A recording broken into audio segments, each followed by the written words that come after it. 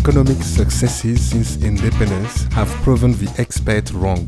In just half a century, this rock immersed in the middle of the Indian Ocean has gradually established itself as a model to follow in terms of development, democracy, and multi-communities managing at best the contradiction inherited from its history.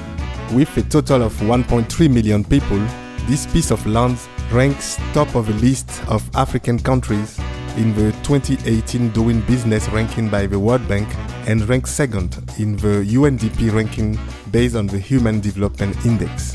Hello to all, welcome aboard the Sankofa flight, which is taking you today, March 12, to a party thrown by the President for the celebration of the 51st anniversary of its independence. Dear passengers, welcome to Mauritius.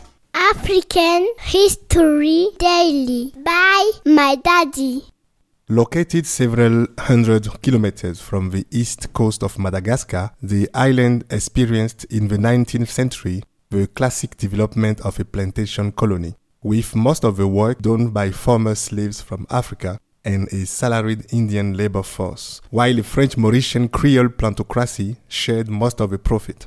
The island was severely hit by the economic crisis of the 1930s. So after 1945, for Mauritians, autonomy was for some time a completely secondary issue. The priority of the political struggle was the defense of the right of sugarcane plantation and dock workers against the privileges of planters. In fact, at that time, a closer association with British colonizers seems like a more attractive goal, but desire for independence became progressively stronger. Independence was then gained in 1968 by the Mauritius Labour Party, led by Siwosagu Rangulam, the father of independence, also the most consistent in his nationalism. But the dice were stacked. Here is the reason. In 1965, Britain had annexed some islands previously associated with Mauritius and Seychelles to form the British Indian Ocean Territory. The independence of Mauritius was clearly linked to the acceptance of this amputation of its territory. When it became independent, the Mauritian society was politically split in two, with 44% voting against independence. This divide cut across ethnic divisions. Hindus and Muslims who hold political power were favorable, but the economic Franco-Mauritian elite was hostile. The British wanted to procrastinate, but it is the so-called Chagos case that accelerated the process. The Chagos case remained the source of an ongoing tussle between Mauritius and Great Britain in the United Nations Court today. Siwosagu Rangulam, then Prime Minister, signed a historic compromise with the French Mauritian sugar baron. He promised them not to nationalize, provided they levy a 15% tax on their exports to finance social services. The consolidation of the welfare state after 1968 first promoted inclusive independence.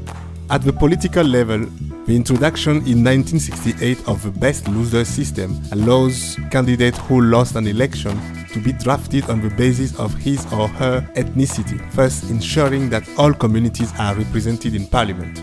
This does not prevent the stronghold of the great Hindu dynasties and explains that some scholars ask for electoral reform to achieve the concept of Mauritianism, referring to the country's miscegenation. Yet, Mauritius has been able to juggle wonderfully its multi-ethnicity to ensure its development and economic diversification.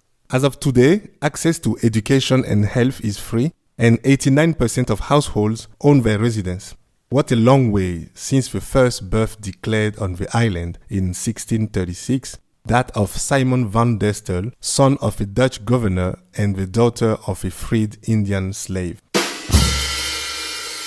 My African cliché of the day is a quote from a former Mauritian minister. There was no miracle, just good economic policies. It sums up the success which sweeps away the pessimism displayed by English economist James Meade before independence, who then thought that the absence of natural resources, apart from sugar, combined with a galloping population and unemployment, fueling communal tensions in an unequal society, condemned the British colony to failure. 50 years later, another Economy Nobel Prize winner, Joseph Stiglitz, suggests to the United States to take inspiration from the miraculous fate of this island. What about you?